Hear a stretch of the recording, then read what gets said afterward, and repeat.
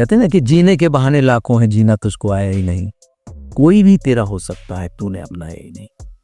ये जिंदगी का गीत है कि मौत से भी प्रीत है। डरो नहीं, रुको जरा, मुझे भी साथ ले चलो। ये घर नहीं मजार है कि मौत से भी प्यार है। लो चूमता हूं मौत को, मुझे भी साथ ले चलो। एडिसन ने बल्ब बनाए थे, कितने बल्ब फ्यूज हुए? बिल्कुल। लोग कहते थे बेवकूफ, इतने बल्ब फ्यूज कर दिए। वो कहता आप बेवकूफ हैं, आपको सिर्फ एक चीज पता है कि 2 चीजें मिला के बल्ब जलता है।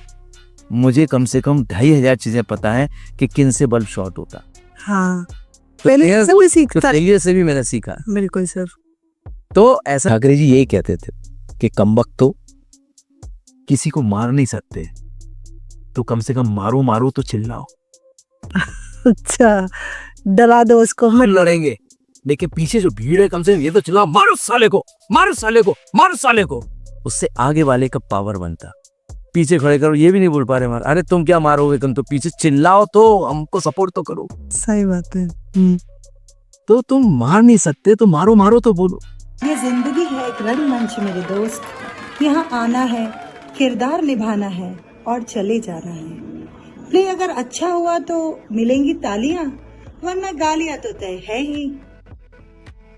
जी हाँ, आज आपके अपने podcast a talk with brave heart saluting the Indian warriors season 2 के इस नए एपिसोड में मैं आपकी अपनी होस्ट प्रिया झाला पिछले 30 सालों से वास्तविक रूप से रंगमंच से जुड़े ब्रेव हार्ट्स इंदौर के श्री संदीप दुबे जी का स्वागत करती हूँ। मनोरंजन की दुनिया में श्रीमान संदीप जी की यात्रा नाटक के प्रति उनके जुनून के साथ शुरू हुई।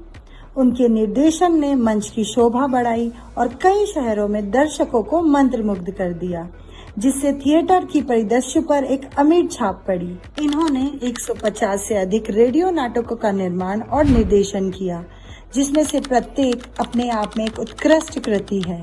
अपने कलात्मक प्रयासों के अलावा श्रीमान दुबे एक सम्माननीय गुरु और शिक्षक भी हैं।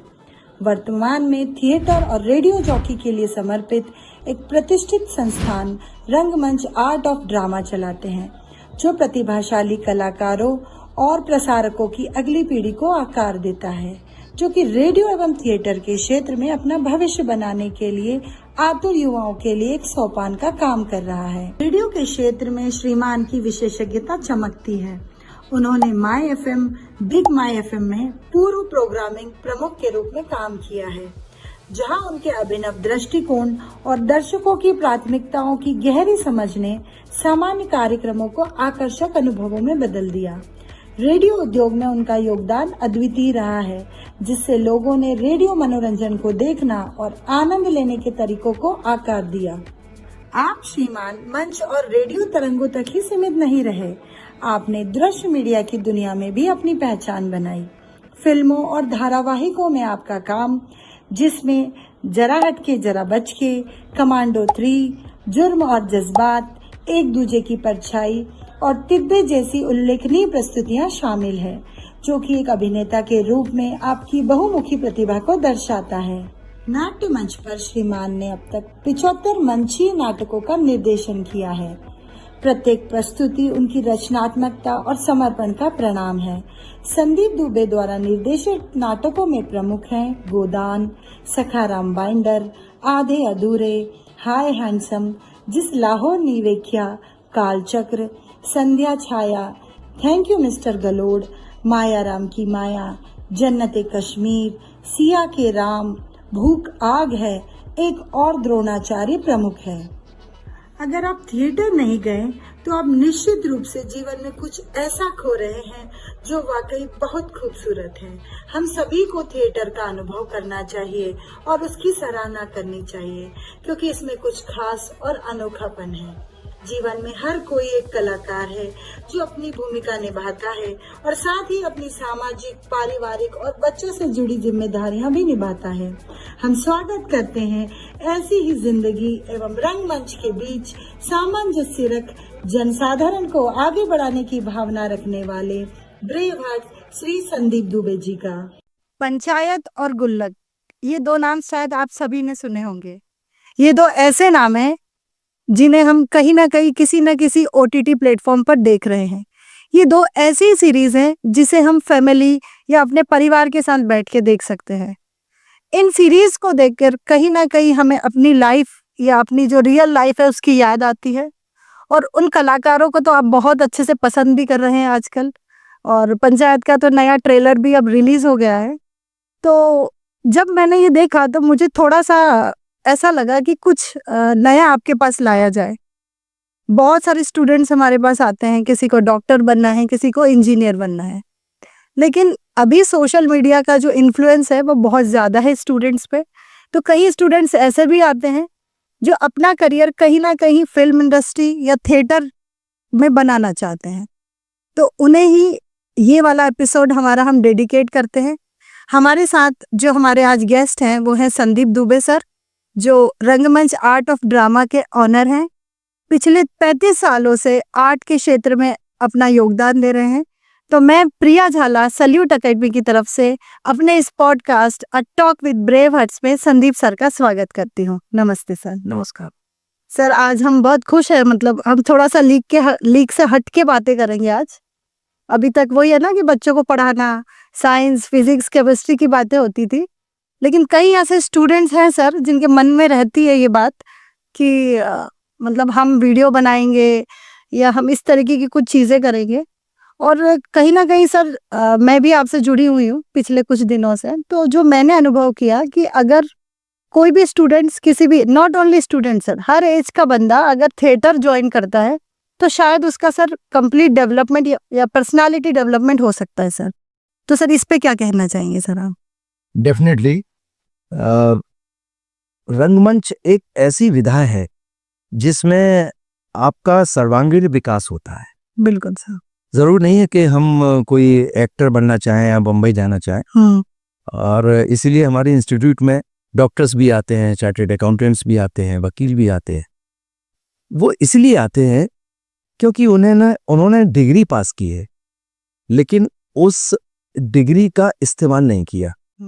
और बड़ी दुख की बात है कि हमारे स्कूलों में यदि पढ़ाया जाता है तो सिर्फ लिखना सिखाया जाता, बोलना नहीं सिखाया जाता। बिल्कुल सर। और इसीलिए गवर्नमेंट अब कोशिश कर रही है कि थिएटर को एक सिलेबस में लिया जाए स्कूलों के, क्योंकि थिएटर एक ऐसी चीज है जो कि बहुत जल्दी लोगों को कन्विंस कराता है।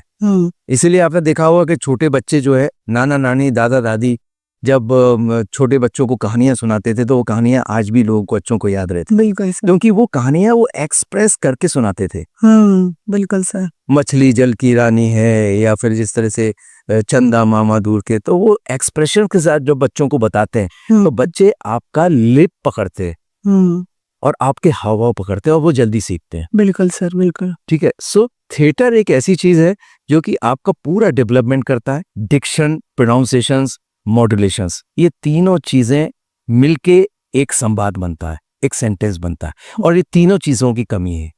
लोगों को ये पता नहीं होता कि डिक्शन क्या होता है, मॉड्यूलेशन क्या होता है, प्रोनाउंसिएशंस क्या होता है, और इसीलिए उनका एक सेंटेंस परफेक्ट नहीं होता। और यही रीजन है कि जब हमारे कॉलेजेस में या स्कूलों में कैंपस होता है और कंपनियां लेने के, चयन करने के लिए आती हैं बच्चों को, तो उसमें से 100 में से एक बच्चे का सिलेक्शन होता है। आता सबको है, सभी ने एक साथ डिग्री पास की है, क्योंकि 100 में से एक बच्चे ने अपने आप को परफॉर्म कर पाया, इसीलिए वो बच्चा बिल्कुल डिफरेंट होता है। बिल्कुल सर। ठीक है। सो थिएटर ये डेवलप करता है कि आपको एक्सप्रेस कैसे, और आजकल का जमाना एक्सप्रेशन का भी नहीं है, आजकल का जमाना है एक्सप्लोर करने का। बिल्कुल सर। अपनी बात को कितना फास्ट तरीके से, कम शब्दों में आप लोगों को बताते हैं, क्योंकि सर सुनने को तो कोई बैठा नहीं है, कोई नहीं। बिल्कुल सर। yes, हाँ। yes. जिस तरह से आपने कार्टून देखा है कि कार्टून होते हैं पेपर में, कितना छोटा सा कार्टून कॉलम होता है, बिल्कुल, लेकिन 2 लाइन में वो कार्टून पूरी चीज, पूरी हिस्ट्री एक इमेजिन करा देता है। बिल्कुल सर। वैसे थिएटर आपको कम समय में सारी चीजें बता देता है कि आप क्या कहना चाहते हैं।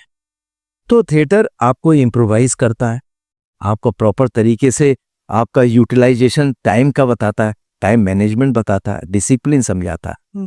तो कायदे से ये देखा जाए कि थिएटर आपकी लाइफ में ड्रास्टिक चेंज लेकर आता है। बिल्कुल सर, बिल्कुल।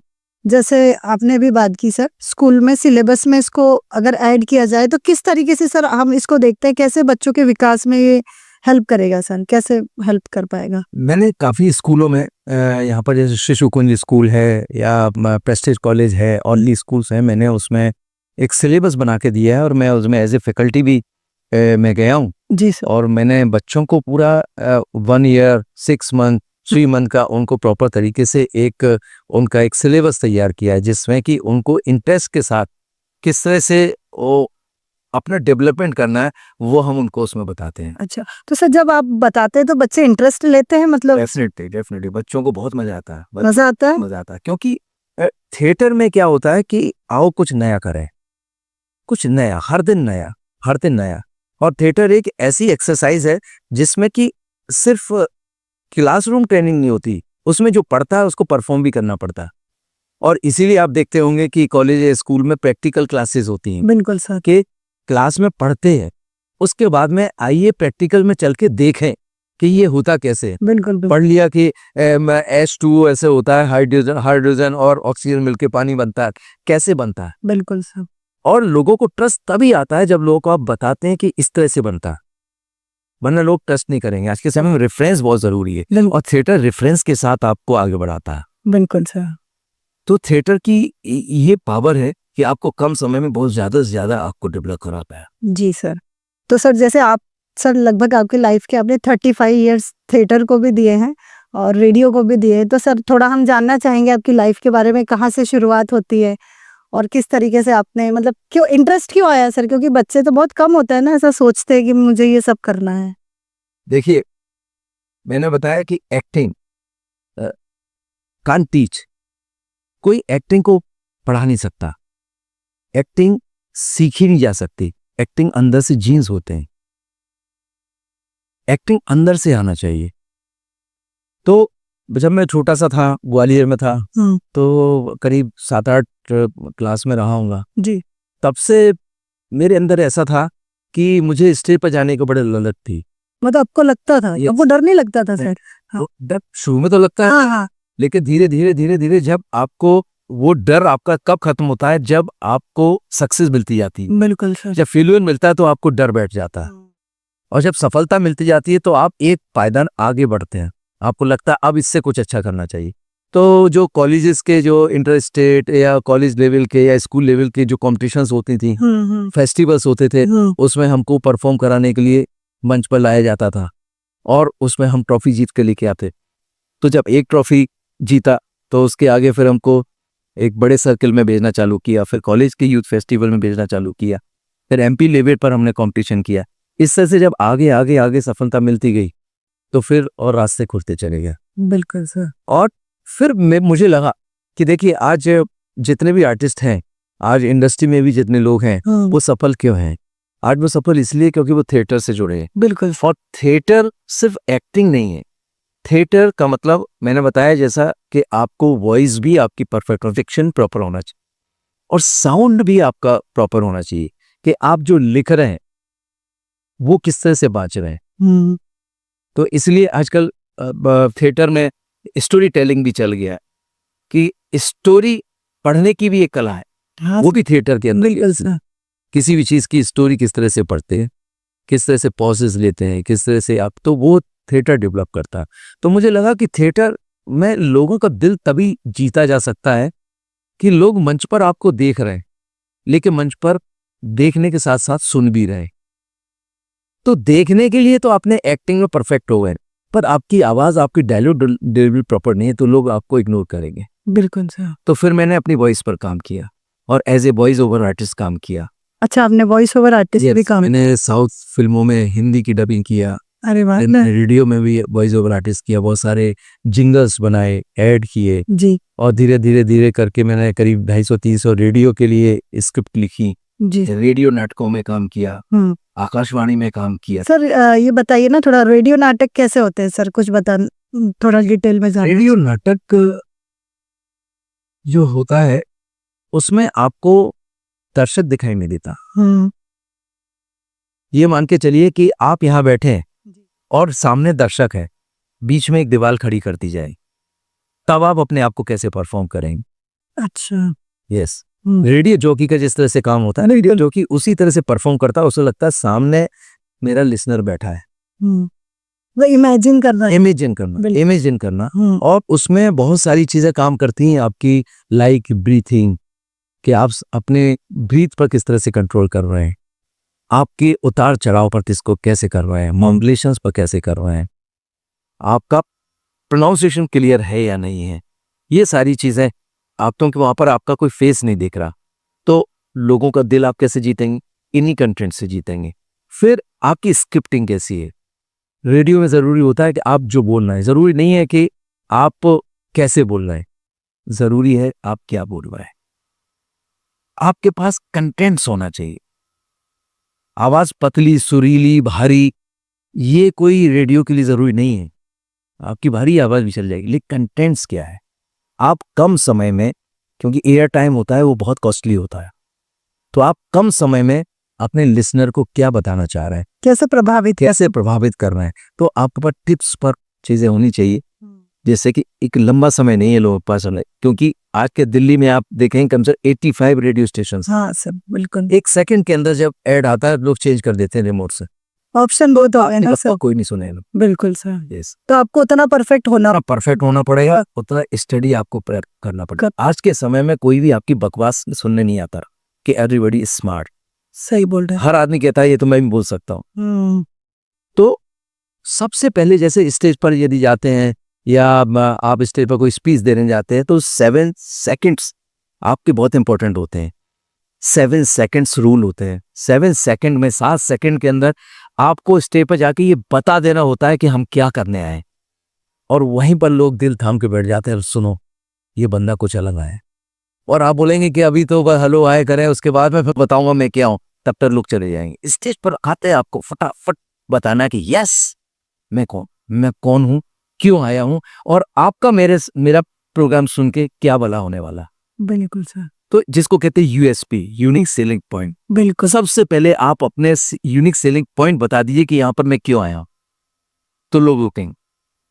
तो इस तरह के कुछ टिप्स होते हैं जो कि आपको रेडियो में, आपको थिएटर में आपके काम आते हैं, जिससे कि आप लोगों को 3 घंटे तक रोक लेते हैं।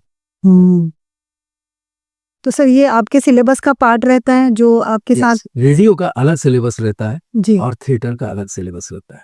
अच्छा, दोनों के अगर कोई कोर्सेज करना चाहते हैं या आपसे जुड़ना चाहते हैं तो वो आपसे मिल सकते हैं, पर दोनों के सेपरेट कोर्सेज है और टाइमिंग भी अलग लेना होगा सभी। क्योंकि वो जो रेडियो का जो कोर्स होता है वो टेक्निकल होता है। अच्छा। उसमें हम उसको कंटेंट राइटिंग सिखाते हैं, टॉपिक देते हैं। 365 दिन होते हैं हमारे। 365 दिन में 365 डे भी सेलिब्रेट होते होंगे। सिर्फ होली, दिवाली और यही तो नहीं मनाया जाता बिल्कुल सर। कि बस 4 त्योहार मनते हैं, ईद और खत्म हो गया। सही। हर दिन आप सर्च करेंगे, हर दिन एक नया दिन होता है। अच्छा। कभी आइसक्रीम डे, तो कभी चॉकलेट डे, कभी चॉकलेट आइसक्रीम डे, कभी फ्लावर डे, तो कभी रोज डे, तो कभी सनफ्लावर डे, कभी दाल का दिन है तो कभी चावल का दिन, बिल्कुल सर। कभी पेन का दिन है, कभी किताब का दिन। तो हर दिन एक नया दिन सेलिब्रेट होता है। आप डाल के देखेंगे गूगल पर तो आपको पता पड़ेगा कि आज स्पेशल डे क्या है, वो बता देगा। वो भी कम है। एक दिन में 5-5, 6-6 दिन भी होते। मदर्स डे तो यहाँ अलग होगा, बाहर अलग मनाया जाए। फादर्स डे, फिर इंटरनेशनल फादर्स डे। हाँ, वो नेशनल और इंटरनेशनल में फर्क आता है। अब आपको उसमें से ये सिलेक्ट करना पड़ता है कि आपका लिसनर किस चीज पर ज्यादा इंटरेस्ट लेगा। आप इंदौर में कोई प्रोग्राम दे रहे हैं और आप बता रहे हैं को कनाडा के बारे में, डे सेलिब्रेट जो सेलिब्रेट होता है, यहाँ की पब्लिक को क्या मतलब।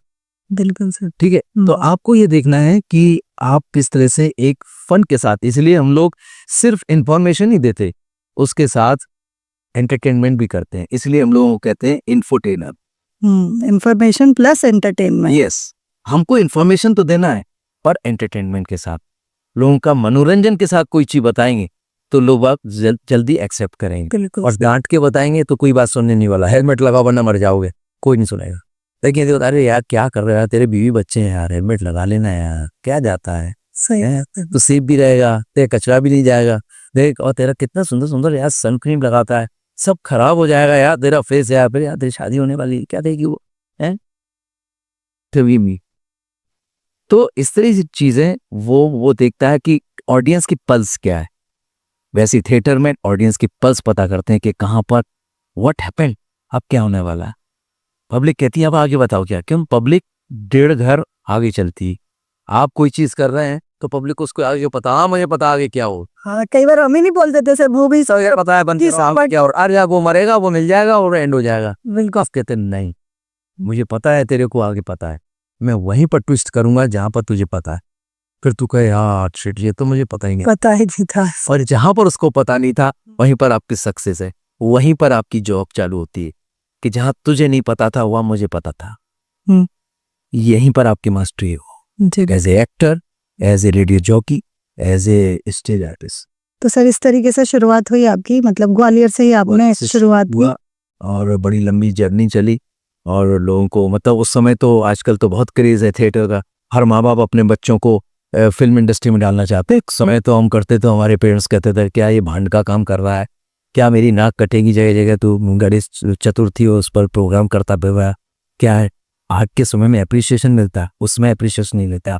आजकल इंस्टीट्यूट्स हो गए, लाइक महाराज इंस्टीट्यूट होगा, मंच आर्ट होगा, तो हमारे यहाँ कम से कम इंदौर शहर में हमारे यहाँ से 700 से 800 आर्टिस्ट हमारे यहाँ से पढ़ के बाहर निकले हैं, जी जो इंडस्ट्री में, फिल्म सीरीज में, वेब सीरीज में काम कर रहे हैं। बिल्कुल सर। और हमारे यहाँ से सीख के निकले हैं और आगे जाके सक्सेस उनको मिल रही है, क्योंकि उन्होंने बेस पकड़ा है। जी सर। बेस बहुत जरूरी है। लोग बाग, आपने जैसे अभी पूछा कि आजकल वो यूट्यूबर बन रहे हैं या टिकटॉक कर रहे हैं या इस तरह से वीडियो बना रहे हैं, तो वो क्या, देखिए वो भी एक प्लेटफॉर्म है ना, बनाना कोई गलत बात नहीं है, बनाई प्लेटफॉर्म ही इसलिए कि आप आइए, आप उस पर परफॉर्म कीजिए। लेकिन सर जैसा अभी आपने बोला कि वो सिर्फ इंटरटेनमेंट दे रहे हैं, यस, इंफॉर्मेटिव तो है ही नहीं भाई। नहीं है, इसलिए लंबे समय तक नहीं चलते। कुछ दिन किया और उन्होंने देखा कि इतने लाइक, तो उसके बाद डिसलाइक होने लगते हैं, आगे नहीं बढ़ते। तो वो इस तरह से हर चीज का एक अपना एक सफलता का एक पैरामीटर है। कुछ लोग कोई प्रोग्राम चालू करते हैं, जैसे आपने पॉडकास्ट चालू किया, तो आपका मकसद है कि इसके साथ साथ हम लोगों तक, इस समाज में चेतना लाएं, बिल्कुल लोगों तक कोई बात करें, लोगों को बताएं, लोग जुड़े और फिर हम उनको और मल्टीप्लाई करें। जी बिल्कुल। तब आपकी सफलता है, ना कि आइए हम फटाफट ये करते हैं और आज जाइए अपना वीडियो बनाइए, आइए बताते हैं यूट्यूब पर वीडियो कैसे बनाते हैं, कैसे बनाते नहीं, क्या बनाते हैं, वो इम्पोर्टेंट है सर। एक्चुअली ये जो पॉडकास्ट का सर जो हमारे माइंड में आया था, उसका रीजन भी यही था कि चैनल्स बहुत सारे हैं, लेकिन sir real information real person के थ्रू जाएगी ना। जैसे सर मैं कितना भी ज्ञान बता दूं कि मुझे थिएटर के बारे में ये पता है वो पता नहीं, आप इस फील्ड में हैं तो आप जो बताएंगे शायद उस पर लोग ज्यादा विश्वास करेंगे, है ना। क्योंकि देखिए हम लोग जो हैं, हम ऐसा कुछ नया नहीं बताते। अभिनय का दूसरा नाम होता है अनुभव। जो अनुभव होता है वही शेयर करते हैं। बिल्कुल। और इसलिए ये परफॉर्मिंग लाइन ऐसी लाइन होती है जिसमें कभी भी रिटायरमेंट नहीं होता। हर लाइन में रिटायरमेंट होता है, 60 साल के हो गए रिटायर्ड हो जाइए, फिर साल बाद रिटायर्ड हो जाइए, लेकिन इस लाइन में आप जितना आपका अनुभव होता जाएगा उतना आपका एक्सपीरियंस बढ़ता जाएगा और निखार आता जाएगा। बिल्कुल सर, है ना। सो थिएटर बहुत अच्छी चीज है। थिएटर से गए हुए लोग देखिए कभी फेल नहीं हुए। बिल्कुल। क्योंकि थिएटर स्ट्रगल करना सिखाता है। थिएटर ये नहीं बताता कि देखो शाहरुख खान कैसे बनते हैं, ठीक है, ये बताता है कि 20 साल तक शाहरुख खान कैसे स्ट्रगल किया। बिल्कुल सर। इसीलिए मैं कहता हूं कि ये खेल नहीं है बच्चों का, तेल निकल जाता है चौचों का।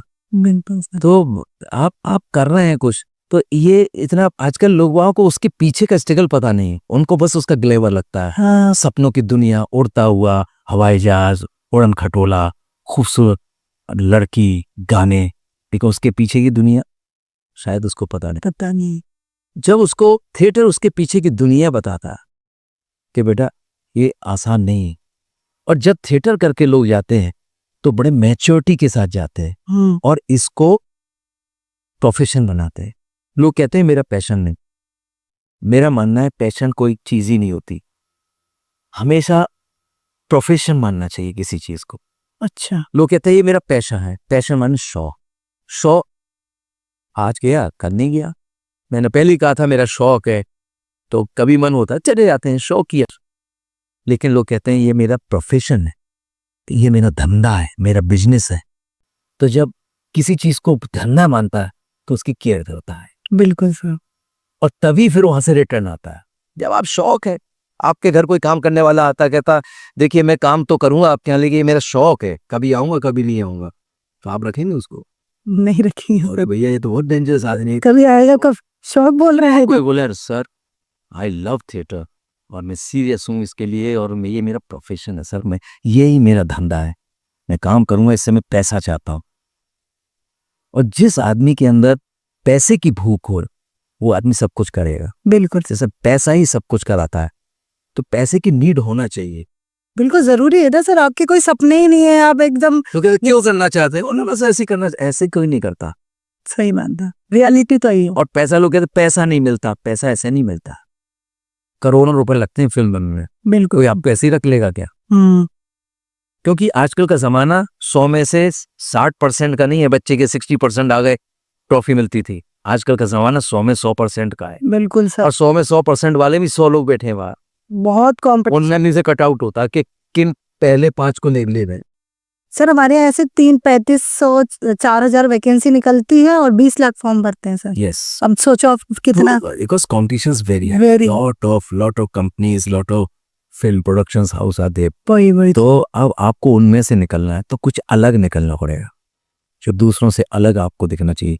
और अलग दिखने के लिए आपको थिएटर, यदि इस लाइन में जाना, थिएटर करना आवश्यक है ही। ओवरऑल आपके डेवलपमेंट के लिए अपने आप लोग कहते हैं ना कि देखो वो यदि कोई स्पीच देता है या कोई प्रवचन करता है वो बाबा या वो कुछ, तो उसका चेहरे पर तेज है। तेज, हाँ ये बादाम और अखरोट की तेज नहीं है, ये उसमें आत्मविश्वास है, कॉन्फिडेंस है, नॉलेज की तेज है। तेज है, बिल्कुल सही। कुमार विश्वास पे यदि आप देखेंगे तो कुमार विश्वास को खाने पीने की तेज नहीं है, सही बोल रहे हैं, नॉलेज है, वो पढ़ता है उस चीज को। सही बात। और पढ़ता है तो उसको तेज इस बात का है कि मुझसे कोई भी क्वेश्चन पूछेगा तो मुझे निर्भीक हूँ, उसका आंसर दे दूंगा मैं, बिल्कुल तो सही बात। चेहरा तो वही सूख जाता है कि किसी ने कुछ पूछ लिया और ना जवाब दे पाए, तो इसलिए तेज नहीं आ पाता। तेज तभी आता है यस पूछो क्या पूछोगे, तो उसके लिए तैयारी होके जाती। तो थिएटर वो तैयारी कराता है जिसमें आपको कॉन्फिडेंस आता है। बिल्कुल सर। तो सर इस तरीके से ग्वालियर में आपका समय रहा, और सर जैसे जो इंदौर है हमारा, यहाँ पे सर मराठी थिएटर्स का ज्यादा क्रेज था। सर यहाँ पे आके आपको हिंदी थिएटर आपने यहाँ पे इंट्रोड्यूस किया, तो सर ये हम थोड़ा सुनना चाहेंगे आपसे। बिल्कुल, जब मैं ग्वालियर से इंदौर आया तो मैंने देखा कि यहाँ हिंदी थिएटर होता ही नहीं था। 1-2 लोग थे, वो लोग करते थे, कभी कभार कर लिया। अधिकतर लोग मराठी थिएटर सानंद न्यास यहाँ पर है, तो वो लोग क्योंकि वो संगठित है, उनको किसी ऑडियंस की जरूरत नहीं, उनके अपने 10-20 हजार खुद के मेंबर हैं, मेंबरशिप लेते हैं और अपने उन्हीं लोगों के लिए प्ले करते हैं, वही लोग प्ले करते हैं और अपना शो देखते हैं। दर्शक भी उनके हैं, कलाकार भी उनके। लेकिन जब मैंने देखा कि यहाँ पर हिंदी भाषी लोग तो बहुत बटे हुए, हिंदी थिएटर नहीं है, तो मेरे मन में आया कि जूता वहीं बेचना चाहिए जहाँ पर लोग जूता देखा नहीं हो किसी ने। देखा हो तो सब जानते हैं, चलो वहाँ क्या बिजनेस करना उस चीज में। लगा यहाँ पर किसी ने देखा ही नहीं, हिंदी थिएटर लोग सब वहीं वहीं जा रहे हैं और ये लोग थके हुए बैठे, नहीं वो हम लोगों को देखने ही नहीं आता हिंदी लोग, अरे कौन आएगा, यहाँ करना चाहिए।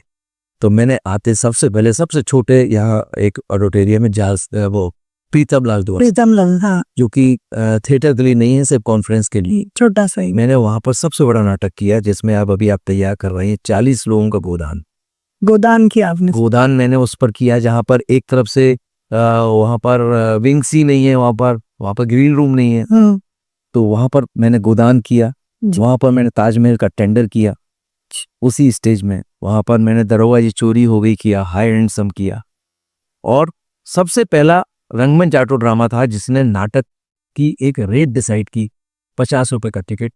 अच्छा, पहले टिकट नहीं लगता था? टिकट क्यों, दर्शक नहीं है, लोग फ्री में देखने आ रहे, हमको चाय पिलानी पड़ती थी। तेरा नाटक है, देख लो, तुमको बाद में चाय पिलाऊंगा यार। ऐसा? अरे देखो तुम्हारा नाटक देखा, कल चाय पिलाओ। अच्छा। हाँ, एक तो नाटक कल, अगली बार से नहीं आऊंगा। अरे नहीं यार, चाहे समोसे भी खिलवाऊंगा यार, आना यार, देख लो। आगे इतना ही बहुत है, उसमें टिकट। मैं आया ग्वालियर से, क्या है, हम 2-2 महीने मेहनत करते हैं फ्री, ऐसा क्या है, कोई संतोषी माता ने रात को दर्शन थोड़ी दिए, सुबह इतने पर्चे बिल्कुल सही है, तो करना ही करना है, जरूरी है क्या? सही है। कोई होटल खाली रहता है इसका मतलब ये नहीं है वो खाना फ्री मिलता है। बिल्कुल सर, पे तो करना ही पड़ेगा आपको। अरे ये तो खाली है, तो चलो चलो चलो, वो तो खाली है, उसका तो पैसे का है कि खाली बना रहे। मेरे एक भी आएगा तो मैं पैसे लूंगा। वैसे हमने प्रण किया है ना, 2 लोग भी आएंगे पैसा लेके घुसने दूंगा, घुसने नहीं। बिल्कुल सर। बहुत सारे लोग नई दुनिया पेपर दूसरे पेपर पर गए कंप्लेंट करने के लिए, बोले सर कोई संदीप दुबे आया है और बोले नाटक के लोगों से, वो नाटक के दर्शकों से पैसे ले रहा है, 50-50 रुपए पैसे मांग रहा है, ये गलत है, ऐसा नहीं होने देंगे। पेपर वालों का क्या भाई, आप पैसे मांग रहे हैं, ये सब क्या क्या गलत करना है, पैसे अपने शो के पैसे मांग रहे हैं। तो उन्होंने कहा कि भाई ये तो उनका खुद का एक मत है, वो फ्री में दिखाएं या पैसे देके दिखाएं या नहीं दिखाएं। तो वो वापस आए। फिर धीरे धीरे कुछ लोगों ने फप्तियाँ कसी, गुस्सा हुए, वोटिंग की, पीछे चिल्लाए। लेकिन फिर उसके बाद में जो लोग चिल्लाते थे उन्होंने सबसे पहले टिकट खरीद के आगे की दीर्घा में बैठ के नाटकों का आनंद भी लिया। फिर 50 रुपए से 100 रुपए हुआ, 100 से 200 हुआ, 500 हुआ, और धीरे धीरे लोगों को आदत पड़ी। ये आदत की बात, या फ्री में कोई चीज मिल रहा है पैसे की, उसका इम्पोर्टेंस नहीं होता है ना सर। वही भले आप 1 रुपया लो सर, पर लेना है। सही बोल रहे हैं। जब आप किसी चीज के लिए पे करते हो ना, तो आप उसको वसूलने के लिए भी तैयार रहते हो। ये तो सर बैठेंगे आधा घंटे, अच्छा लगा तो ठीक, नहीं तो चले जाएंगे। फिर वो आर्टिस्ट की पूरी मेहनत 2-3 महीने की खराब हो जाती है। क्योंकि हर चीज का कॉस्ट होता है। बिल्कुल आप सर। आर्टिस्ट को तो कुछ देते नहीं, आर्टिस्ट को कुछ मिलता नहीं, ठीक है वो अपने पैशन के लिए आते हैं, सीखने आते हैं, लेकिन दूसरे जो एक्सपेंसेस होते हैं, बिल्कुल सर। हॉल वाले को तो शौक नहीं है नाटक करने का, जगह लेने तो भाई जुलूस और जनाजे सबके लिए ना हॉल दे देता है। बिल्कुल उसको किसी से प्यार मोहब्बत नहीं है, भैया कर जाओ, आप कुछ भी करो, पैसा दो। टेंट वाले को तो कोई मोहब्बत नहीं है आपके थिएटर से, बिल्कुल माइक साउंड लाइट वाले को कोई आपसे वो नहीं, उनको तो पे करना पड़ेगा। सिर्फ जो नहीं लेता है वो लेता, नहीं लेता है वो है कलाकार। और कलाकार सिर्फ इसलिए नहीं लेता क्योंकि भूखा वो पैसे का नहीं होता, उन तालियों का होता है, जिसके लिए लोगों को बुलाता है कि आओ हमको देखो कि हम क्या है।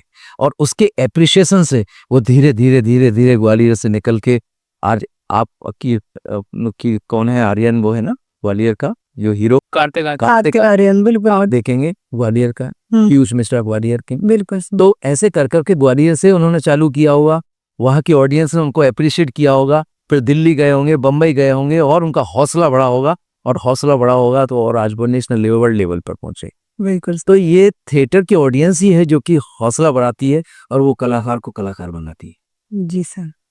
तो सर जैसे आपने हिंदी थिएटर यहाँ पे स्टार्ट किया, तो सबसे अच्छा सर टिल नाउ, मतलब अभी तक का आपको आपका थिएटर कौन सा याद है जिसमें ऐसा लगा कि मैंने जो जैसा आपने सोचा वैसा आप कर पाए उस थिएटर को सर? देखिए, कोशिश तो हर प्रोडक्शन की उसी मेहनत से होती है, उसी मशक्कत से होती है। लेकिन वो होता है ना सर, हम ग्रेड्स देते हैं कि नहीं इसको मैं इतने नंबर दूंगा, इसको ऐसा कुछ आपको याद हो? अभी तक जो मैंने किया उनमें हमारा जो नंबर 1 प्ले है, जिसको कालजयी प्ले कहना चाहिए, मुंशी प्रेमचंद का गोदान है। इसको हमने काफी बार किया। जी सर। इसलिए भारत सरकार ने हमको इस प्ले के लिए भोपाल में बुलाया, अच्छा। भारत भवन में हमारी पूरी टीम परफॉर्म करने गई। जी सर। तो गोदान बहुत अच्छा नाटक है। फिर एक नाटक बहुत अच्छा है हमारा कालचक्र, जो पेरेंट्स के ऊपर है, वो भी उसमें पूरे 1000 ऑडियंस थी, 1000 ऑडियंस रो गई थी उसमें। अच्छा। यस। तो कालचक्र हमारा बहुत अच्छा प्ले है। जिसके बाद में फिर हमारा एक एडल्ट प्ले है, जो कि अब आज के समय में एडल्ट तो कुछ रह नहीं गया, लेकिन जिस समय हम करते थे उस समय उस प्ले के लिए महाराष्ट्र में सुप्रीम कोर्ट से स्टे ले लिया गया था, इस प्ले को नहीं होने देंगे। वो था सखाराम बाइंडर। सखाराम बाइंडर। अच्छा, बड़ा फेमस प्ले है सखाराम, विजय तेंदुलकर का लिखा हुआ है, और वो उसमें कुछ गाली गलौज थी। उस समय बहुत बड़ी चीज होती थी कि इस तरह से अरे गालियाँ दे रहे हैं, तो उसको मैंने किया। आज तक किसी ने इंदौर में नहीं किया, उसको मैंने किया।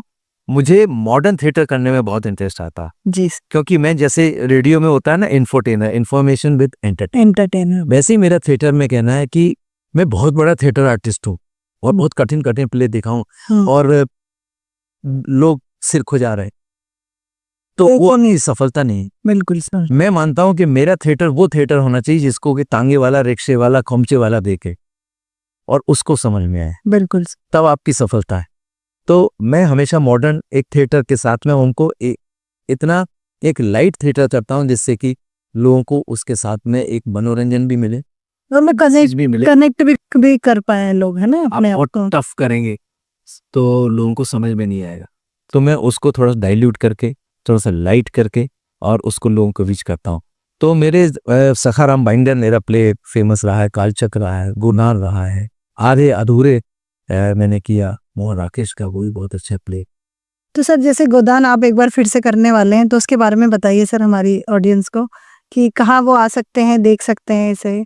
तो इस पॉडकास्ट के माध्यम से शायद उनको जानकारी रहे, क्योंकि कई लोगों को नहीं पता होता है। जी हाँ, तो सर बताइए। ये गोदान यदि कोई हिंदी भाषी प्रांत का होगा या जो हिंदी से प्यार करता होगा, तो मुझे नहीं लगता कि मुंशी प्रेमचंद का नाम। बिल्कुल सर, सभी ने सुना है। जी जी। तो मुंशी प्रेमचंद का एक कालजयी उपन्यास था जो उन्होंने आखिरी उपन्यास उन्होंने लिखा, उसके बाद मृत्यु हो गई थी। ये लास्ट था। यस, अच्छा। लेकिन सबसे ज्यादा कृति उस उपन्यास की बिकी, और रेलवे स्टेशन, बस स्टेशन, हर जगह आप गोदान की किताब जरूर पाएंगे, बिल्कुल आज के युग में भी।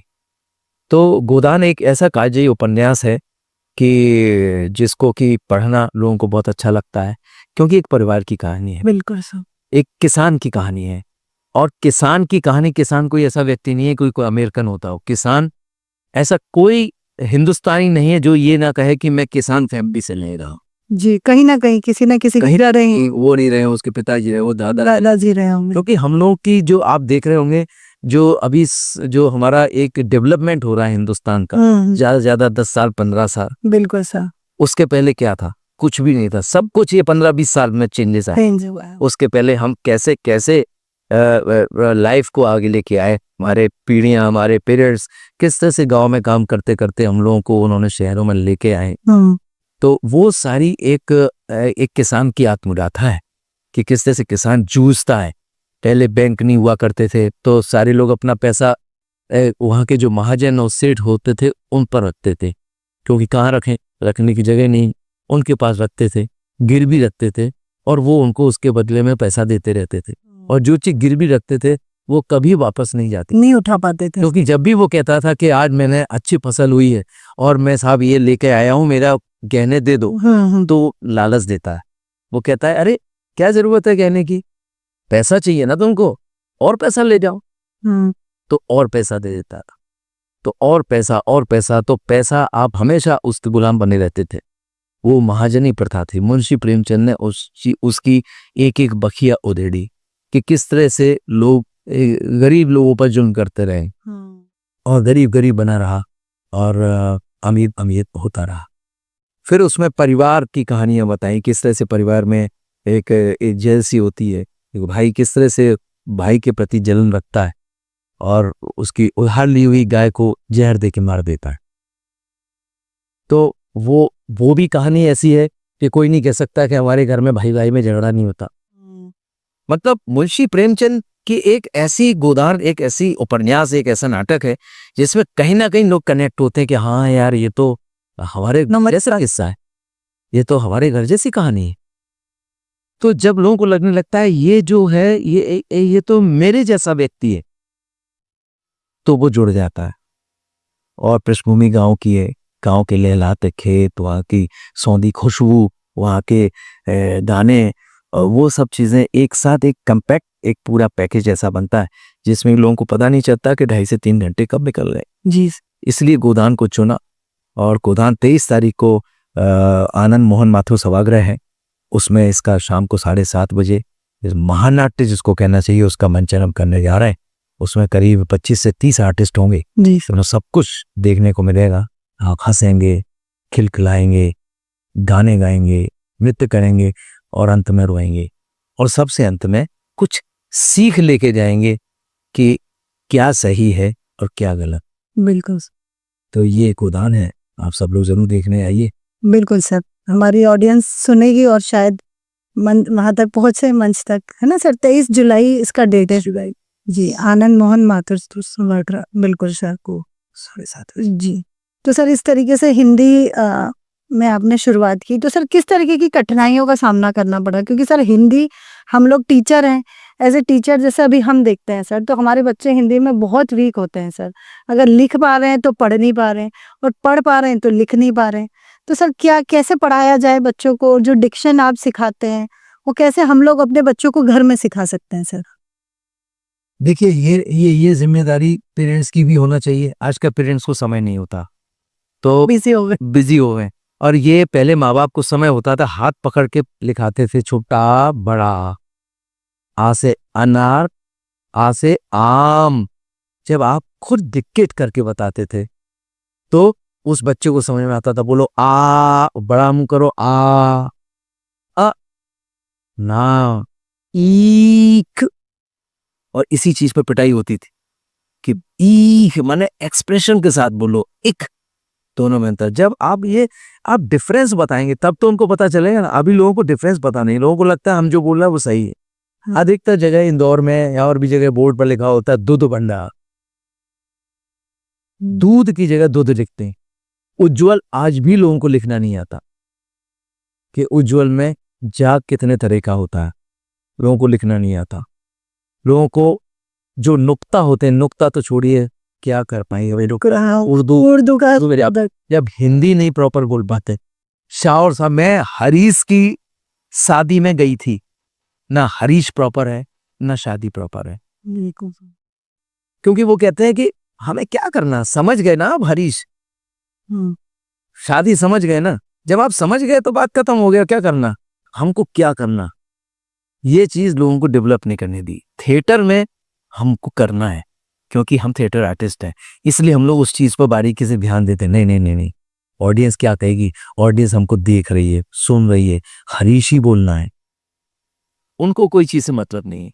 तो जिम्मेदारी हो जाती है, टीचर्स की तो होती है, पेरेंट्स की भी होती है कि किस तरह से हिंदी पर ध्यान दें। हम लोग हिंदुस्तानी कहते जरूर है, हम लोग आई लव इंडिया कहते जरूर, आई लव हिंदी कहते जरूर है, लेकिन हिंदी के दो शब्द नहीं बोल पाते। बिल्कुल नहीं बोल पा रहे सर, बहुत ज्यादा प्रॉब्लम है ऑडियंस। तो ये प्रॉब्लम, इसीलिए थिएटर, अब थिएटर का क्रेज बढ़ रहा है। तो क्या थिएटर, मैंने बताया ना, थिएटर आपके अंगूठे से लेके बाल तक को वाइब्रेट करता है, हर चीज को डिफरेंशिएट करना बताता है, नहीं ऐसे नहीं ऐसे होता है। तब उनको पता चलता है ये सही है और ये गलत है। बिल्कुल सर। सो थिएटर सारी चीजों का सर्वांगीण विकास करता है, डेवलपमेंट करता है, सारी चीज लिखना, पढ़ना, बोलना सब सिखाता है, एक साथ ग्रूम करता है। तो theatre just back grooming exercise, overall grooming का पार्ट है सर। Yes. तो ऐसा नहीं है सर, किसी भी एज का बंदा थिएटर ज्वाइन कर सकता है? किसी भी एज का, किसी भी एज का, किसी भी एज का। और इसलिए आप देखा आपने थिएटर में हमारे यहाँ बिल्कुल 7-8-10 साल के बच्चे भी आते हैं बिल्कुल सर। और 60-70 साल का बूढ़ा भी है। बिल्कुल सर। थिएटर की कोई उम्र नहीं होती। थिएटर में हर किसी का कैरेक्टर होता है, एक माँ बाप का भी होता है, तो बच्चे का भी होता है, तो बहन का भी होता है, तो औरत का भी होता है, तोता, कुत्ता, बिल्ली, सबके लिए जगह है थिएटर में। और थिएटर आपको एक्सप्रेस करना, सोचने की शक्ति को बढ़ाता है। सोचो, इम्प्रोवाइज करो, इम्प्रोवाइज करो कि सपोज मैं ऐसा होता तो क्या होता, बोलो मैं प्रधानमंत्री होता तो क्या करता। बिल्कुल सच पॉइंट। सर। आजकल इतनी दुविधा की बात है, किसी से कहते हैं कि आप अपने बारे में 5 आप स्ट्रेंथ और वीकनेस वीकनेस बता। नहीं लिख पाते सर, इंसान को अपने बारे में कुछ भी नहीं पता है। अमिताभ बच्चन के बारे में पूछे 5 तो कहे साहब मुझे नहीं पता। आप अपने बारे में नहीं बता सकते कि आप 30 साल के हो गए हैं, तो 30 साल आपने कुछ तो कमाया होगा इस धरती पर आकर, तो 5 कुछ तो खासियत होगी कि धरती पर बोझ ही बने आप। सही बात है। 5 कुछ तो ऐसा किया होगा जिसमें आप मरते समय फक्र से परिवार के लोग कहेंगे कि इस बंदे ने कुछ 5 चीजें करके गया। कुछ नहीं किया आपने, सिर्फ खाना खाया, बस वही तो फिर कमियां बता दो। तो कहते कमियां, तो आप में कुछ कमियां नहीं है तो भगवान है आप, आपके अंदर एक भी कमी नहीं है। आप कमी तो मैंने कभी सोची नहीं, अंदर क्या कमी, वेरी नाइस, फिर तो आप भगवान। सही बात है, कमी भी नहीं है, अच्छा भी नहीं पता है, ऐसा कंफ्यूज है सर सब। कंफ्यूज। तो उसके लिए मैं वही एक्सरसाइज कर रखता हूँ कि सबसे पहले आप अपने जो भी आपकी कमियां हैं वो आप लिखिए, ये कमी, फिर एक एक कमी पर काम करिए, वो चीज काटते चले जाइए। जब सारी कमियां कट जाएंगी तो सारी चीजें आपकी स्ट्रेंथ बन जाएंगी। बिल्कुल। जब कमी बचेगी नहीं तो क्या बचेगा, बाबा स्ट्रेंथ। और सर हर इंटरव्यू, मतलब आप किसी भी क्षेत्र में जाएं, किसी भी तरीके की जॉब में जाएं, ये सर पहला ही स्टेप होता है सर, यस, कि आपको अपने बारे में एटलीस्ट लिखना है। जो आपने बताया कि क्या होता है सर, हम लोग भी जैसे एसएसबी वगैरह का प्रिपरेशन करवाते हैं, तो उसमें एक पीआईक्यू फॉर्म होता है सर।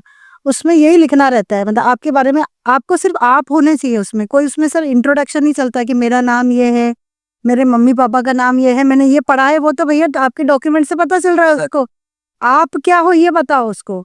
और सर वहाँ पे साइकेट्रिस्ट भी रहते हैं, तो वो लोग तो सर बहुत जल्दी पहचान लेते हैं, कहीं बच्चे तो कुछ तो भी लिख देते हैं। यस, तो शायद इस पे काम करें बच्चे तो बहुत अच्छा रहेगा सर, कि आपकी वीकनेस को आप लिखें, एक एक वीकनेस को धीरे धीरे सॉर्ट आउट करें, तो वो स्ट्रेंथ में कन्वर्ट हो जाएगी आपकी।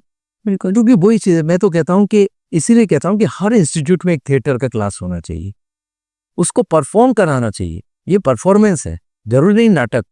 चलो अपने बारे में परफॉर्म करो, अपने बारे में बताओ, उसी को परफॉर्मेंस के। बिल्कुल बिल्कुल सर। तो हेजिटेशन खत्म होगा। आता सब है, लेकिन वो कहता बता नहीं पाता कि मैं क्या हूं। जिस दिन वो अपने आप को बताने लग गया मैं क्या हूं, तो हो सकता है कि कुछ और हो सकता है। बिल्कुल सर।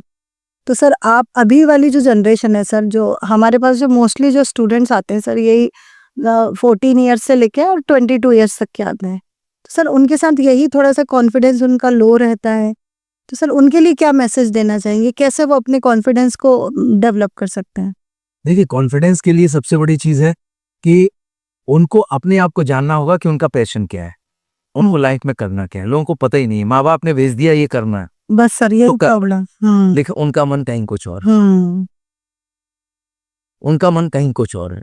जिस दिन उनकी जो जिज्ञासा है वो उन्होंने अपने पेरेंट्स को पहले दिन ही बता दी कि मुझे ये पसंद है, तो कभी गलत नहीं होगा। वो अपने आप को बता नहीं पाते पेरेंट्स को मैं क्या करना चाहता हूँ। पेरेंट्स, देखिए, पेरेंट्स सिर्फ असफलता नहीं चाहते। कुछ भी करो, पेरेंट्स कहते हैं सफल हो। बिल्कुल सर, पेरेंट्स को कोई मतलब नहीं है कि तू एक्टर बने, कि डायरेक्टर बने, कि कंडक्टर बने। सही बात है। जो भी बने उसमें सफल बन, और गलत काम करके पैसा नहीं कमा। बिल्कुल सर। उसको क्या मतलब, उसको पैसा लगाना है, उसको पैसा लगाना है, इसमें लगा दे। तू बता दे बेटा इतना पैसा लोन दिया है, इसमें लगा दो कि उसमें लगा दो, इसमें लगा दो। वो तो पेरेंट्स बाद में लगाने के बाद ये मत कहना वो तो तुम्हारे कहने पर कर दिया, मेरा तो मन नहीं था। क्या करेगा पेरेंट?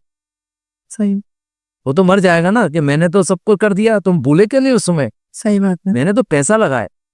तो बच्चे को अपने मन की बात बच्चा कहता नहीं है, करता जाता इसी उस पर कि देखते क्या होगा, देखते कुछ नहीं होता, देखते कुछ नहीं होता। जो सोचा है वही यदि आप करेंगे तो ही होगा। कुछ एकदम कुछ चेंजेस अपने आप नहीं आते। सर बच्चों में ना पेशेंस की कमी है सर, अभी जो हम लोग देख पा रहे हैं, तो सर आपको क्या लगता है क्या कारण है? और सर जैसे जो विचार है उनके, जैसे क्या होता है, आज कुछ सोच रहे हैं और वो चीज जैसे आपने बोला, बेचारे पेरेंट्स ने 2.5 लाख लोन ले लिया सर, 3 लाख लोन ले लिया, नीट जेईई की फीस भर दी, उनको 1 साल बाद समझ में आया कि हमसे तो हो ही नहीं रहा है, तो सर वहां क्या करे, मतलब बच्चा भी क्या करे? पेशेंस की कमी इसीलिए क्योंकि जो बच्चे हैं वो बच्चों ने अपने आप को बहुत रिजिड कर दिया है। उन्होंने एक दायरा फिक्स कर दिया कि बस मैं यही करने के लिए आया हूं। उसके साथ उसने अपनी हॉबीज को जगह नहीं दी, फ्रस्ट्रेशन में आ गया। दिन रात उसको बस वही दिखता है, ये करो नहीं तो ये हो जाएगा, माँ बाप की ये करो नहीं तो ये कहेंगे। आप उसके साथ आपने एंजॉय नहीं किया। आप जिस दिन आप एंजॉय करने लगेंगे ना, उसमें हर चीज में मजा आने लग जाएगा।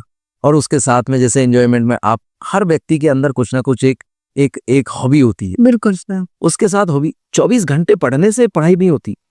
आप उसको एंटरटेन के साथ में उसको लिए टाइम बजटिंग कीजिए, हर चीज का टाइम दीजिए, सुबह का टाइम दीजिए। यदि ये टाइम है फिर देखिए आपका कितना डेवलपमेंट होगा। शरीर भी आपका ऑक्सीजन चाहता है। बिल्कुल सर।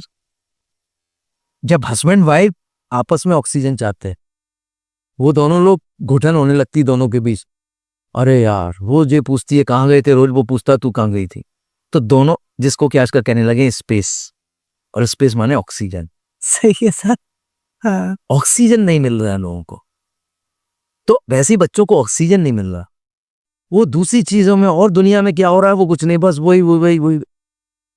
तो अब बहुत सारी चीजें, कहते हैं ना कि जीने के बहाने लाखों हैं, जीना तुझको आया ही नहीं।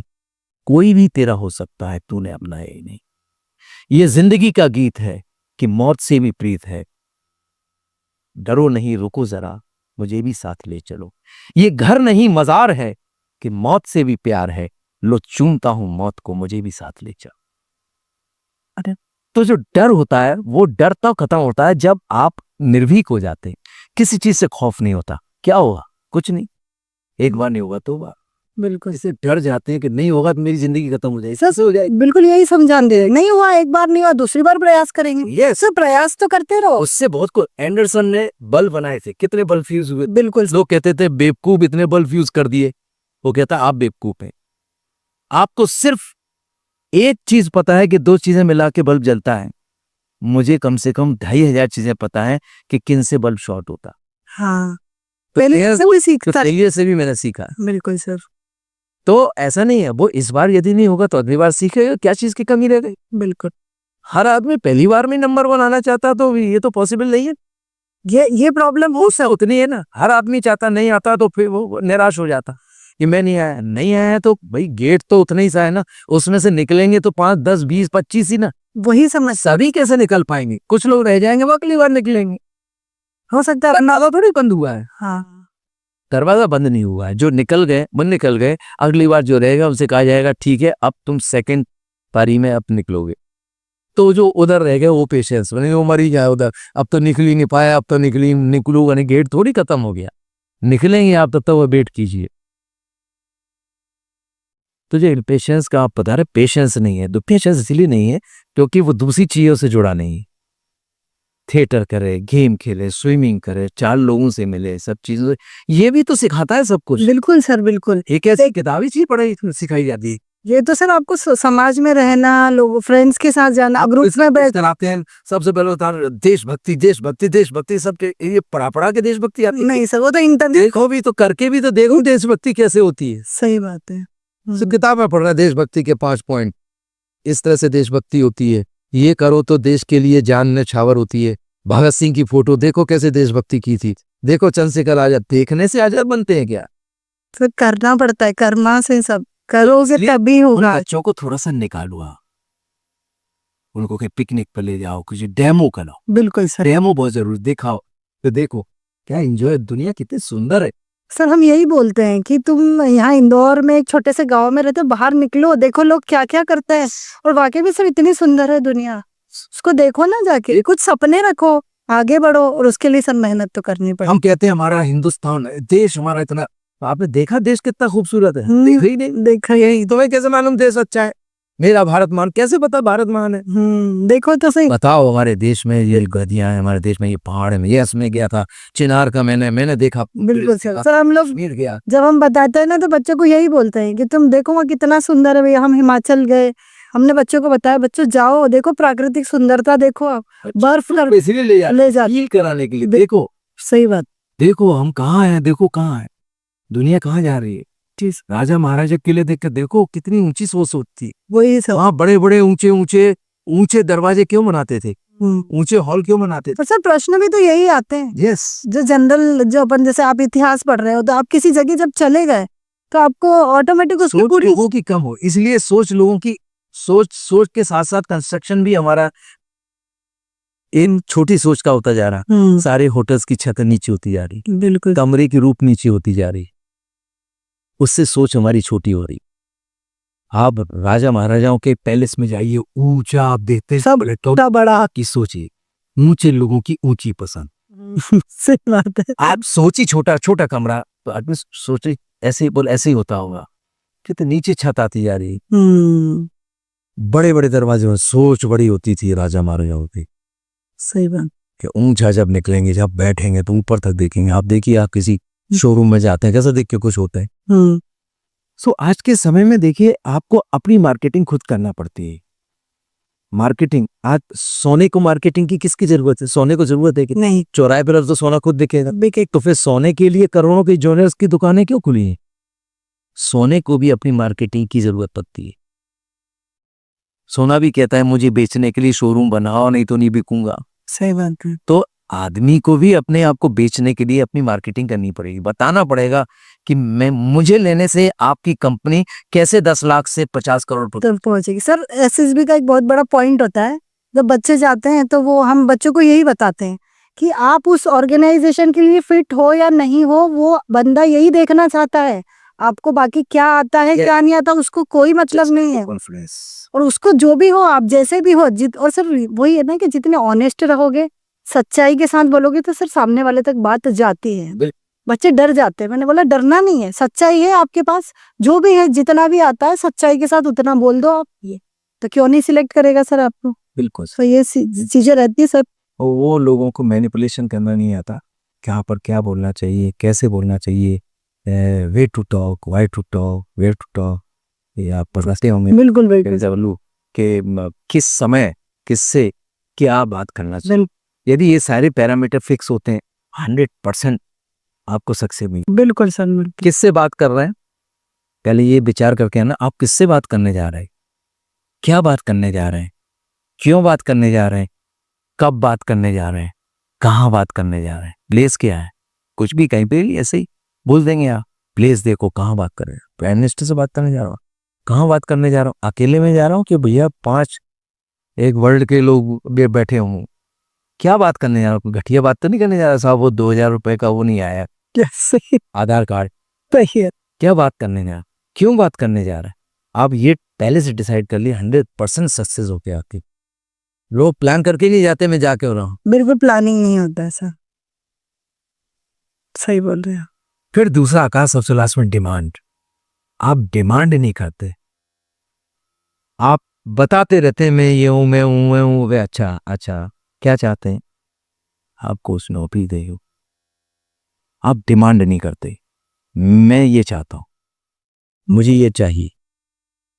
आप माँ भी जब दूध तभी पिलाती है जब बच्चा रोता है, आप सिर्फ अपने आप को बता के आ जाएंगे, क्लोजिंग प्रॉपर नहीं करेंगे कि मैं क्यों आया हूं सर आपके पास, मेरा मकसद क्या है, तो वो आप मांगिए, आज नहीं कल मिलेगा, मांगिए सर मैं सर मैं ये किया हूं और मुझे सर ये चाहिए। हाँ इतना मतलब मैं इतना तो डिजर्व करता ही हूँ। बिल्कुल सर, कुछ भी दे दो सर, याद कुछ भी दे दो सर, घुस तो जाए। ये लोगों की यहाँ पर एक मेंटली घुस तो जाऊं, अरे यार तूने मतलब आपने पढ़ा होगा कि MBA PhD किए लोगों की एप्लीकेशन चपरासी के लिए आई, बिल्कुल सर। हाँ क्योंकि आप में कॉन्फिडेंस नहीं है, आपको लगा कि घुस तो जाऊं, अरे फिर आपने PhD क्यों किया था, सही बात है। मत करिए, छोड़ दीजिए। मुंबई में फिल्मों में कई लोग ऐसे हैं जो कि मर जाएंगे लेकिन वो छोटा काम नहीं करते, वो कहते हैं मेरे ऊपर ब्रांड लग जाए, यार ये तो एक्स्ट्रा का काम करता है, वो कहता करूंगा तो फिल्म करूंगा, मैं डिसाइड करके करूंगा तो सीरियल करूंगा।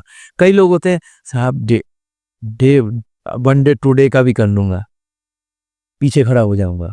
तो ऐसे लोगों को हमेशा पीछे के लिए बुलाते हैं कि चलो बैकअप के लिए जरूरत है, पीछे होटल में पासिंग में खड़ा होना, एक ग्लास लेके खड़े होना। देखिए जो लोग कहते हैं कितने भी ऑफर आ जाते हैं छोटे छोटे 3-3 हज़ार 2-2 हज़ार पर डे के, लेकिन कहते हैं नो सर जिस दिन वेब सीरीज का आएगा तभी करूँ, मैं तो खाली बैठा हूँ। सही है सर। तो इतना कॉन्फिडेंस लोगों के अंदर नहीं है क्योंकि लोगों ने सोचा ही नहीं है कि मैं क्या करने जा रहा हूँ, मैं बनना क्या है, मुझे कि चपरासी बनना तो क्यों किया है, चपरासी तो वैसे ही मिल जाती है। और इतना पैसा खराब किया, समय खराब किया सर। जब आपका विजन वो है तो उसकी तैयारी करो और सॉलिड हक मांगो, आप अपना मिलेगा। आप हक ही नहीं मांगते, इसलिए बोलते हैं कि जोर से बोलो, प्रेम से बोलो जय माता, सही आते बोलो, आते बोलो जय माता, सफलता बिल्कुल तो बोलती हूँ। इसलिए जो वो थे ठाकरे शिवसेना के जी हैं। ठाकरे जी यही कहते थे कि कमबख्त तो किसी को मार नहीं सकते, तो कम से कम मारो मारो तो चिल्लाओ। अच्छा डरा दो उसको। हम लड़ेंगे लेकिन पीछे जो भीड़ है कम से कम ये तो चिल्लाओ, मारो साले को, मारो साले को, मारो साले को। उससे आगे वाले का पावर बनता। पीछे खड़े करो ये भी नहीं बोल पा रहे मार, अरे तुम क्या मारोगे, तुम तो पीछे चिल्लाओ तो हमको सपोर्ट तो करो। सही बात है। तो तुम मार नहीं सकते तो मारो मारो तो बोलो। तो वो सारी निर्भीकता थिएटर सिखाता है। थिएटर में आप सारे कैरेक्टर करते हैं, अच्छे बुरे छोटे बड़े, जितना अनुभव आपको थिएटर में होता है अपना कहीं नहीं होगा। आप बाप बनेंगे तो उसके बाद में आप पिता बनेंगे, फिर भाई बनेंगे, फिर सालों लग जाएंगे, फिर बच्चा होगा, फिर बच्चे के पिता बनेंगे, बहुत समय लगेगा। थिएटर में 3 घंटे के अंदर बाप बन जाते हैं, पिता बन जाते हैं, चाचा बन जाते हैं, ताऊ बन जाते हैं, सब बन जाते हैं और एंड में मर्डर भी कर देते हैं और गले भी मिल जाए। सही, तो थिएटर 3 घंटे के अंदर दुनिया का सैर कराता है। यस, ऐसे घुसे, ऐसे गए, बुरा किया, अच्छा किया, ऐसा किया, एंड में जाके आपने ही कह दिया ये नहीं करना चाहिए। इतना जल्दी ये गुट्टी जो थिएटर आपको डेवलप करने की है, वो गुट्टी अभी तक कोई चीज में नहीं है। बिल्कुल सर, इसीलिए सर सारे बड़े बड़े आर्टिस्ट अभी भी दिल्ली सर, मुंबई में वो लोग थिएटर करते हैं, क्योंकि इतनी एज हो गई सर, वो वेल मैच्योर्ड है, वो कोई भी चीज लाइन में एज कुछ होता ही नहीं है। बिल्कुल क्या होता है? बिल्कुल सर, राजा रंग, और उनको देखना भी आता है सर, यस, एक दूसरे को भी। बराबर है, सब जमीन पर बैठते हैं, बिल्कुल बिल्कुल सब एक साथ चाय पीते हैं। पृथ्वी थिएटर में। बिल्कुल this sir. Is the difference in between theatre and film. हाँ। थिएटर और फिल्म में यही अंतर है। फिल्म जो होता है वो लोगों को बड़ा छोटा का ज्ञान देता है। बड़ा एक्टर होगा, उसकी वैनिटी वैन अलग हो, उसका खाना अलग होगा, एक्स्ट्रा होगा, उसका खाना अलग होगा। लेकिन थिएटर में बड़ा और छोटा सब एक साथ खाना खाते हैं। थिएटर एकता बताता है, समानता बताता, थिएटर अंतर नहीं बताता। 7 बजे बड़े आर्टिस्ट को भी आना तो छोटे को भी आना। बिल्कुल सर। मम्मी बताते ये ग्रेड का, ये बी ग्रेड का, इसको इतना मिलेगा, तुमको इतना मिलेगा। वहाँ ये चीज फील करा देते हैं, यार ये तो बहुत बड़ा आर्टिस्ट है, मैं छोटा हूँ, या कोई ये नहीं कह सकता मैं बड़ा हूँ, छोटा हूँ। तो थिएटर वो चीज का डेवलप भी करता है साथ में। बिल्कुल सर। ये थिएटर की कहानी। बिल्कुल सर। तो सर लास्ट में क्या मैसेज देना चाहेंगे हमारी इंदौर की ऑडियंस को और हमारे स्टूडेंट्स के लिए? क्या मैसेज रहेगा सर आपकी तरफ से? इंदौर ही क्यों, हाँ मतलब पॉडकास्ट तो इसके वर्ल्ड में सब बिल्कुल सभी जगह देख रहे हैं, और जो स्टूडेंट्स हैं, जो जैसे मैंने आपको भी बताया, जो डर रहे हैं, अपने आप को एक्सप्रेस नहीं कर पा रहे हैं, वो कैसे इससे बाहर आ सकते हैं सर? देखिए, उसके लिए वही है कि आप अपने मन की बात जो आप 10 साल 15 साल बाद कहने वाले हैं, वो पहले दिन कह दीजिए कि आप क्या करना चाहिए। यू हैव टू डिसाइड कि आपको क्या करना है। फिर जो आपने डिसाइड कर लिया उसको डेवलप करने के लिए निकल पड़िए, और उसको डेवलपमेंट करने के लिए थिएटर ज्वाइन करिए। चाहे आप एक्टर बने ना बने, थिएटर आपको किसी भी क्षेत्र में आपको डेवलप करने की विधा बताएगा। जी थिएटर जरूर करिए। थिएटर लिखना सिखाएगा, बोलना सिखाएगा। क्या आप अच्छा लिखना सीख गए, क्या अच्छा बोलना सीख गए, अच्छा परफॉर्म करना सीख गए, तो क्या आपके ऑफिस में काम नहीं आएगा? बिल्कुल सर। क्या आपकी फैमिली में काम नहीं आएगा? पर्सनैलिटी का मतलब क्या होता यही तो है सर, यही खूबसूरत कपड़े पहन के बैठना होता है। यदि खूबसूरत कपड़े पहन के यदि पर्सनैलिटी होती तो महात्मा गांधी तो धोती पहन के हिंदुस्तान को आजाद कराए। बिल्कुल सर। हम नहीं करा सकते। उनका तो कुछ और सर, वो तो बाहर बताते हैं ना। आज भी हमने पढ़ा था कि गोलमेज जब सम्मेलन हुआ था, तो उसमें भी जब महात्मा गांधी की एंट्री हुई थी तो बहुत ऑब्जेक्शन लिया था सभी ने, क्योंकि वहां पे कंपलसरी था ड्रेस कोड, कि वो कोट पैंट में आना है, और वो तो हमेशा ऐसे ही रहते थे। तो वही सब की महात्मा गांधी ने धोती में ही क्यों रहते थे? सर नहीं, मुझे इतना नॉलेज नहीं है।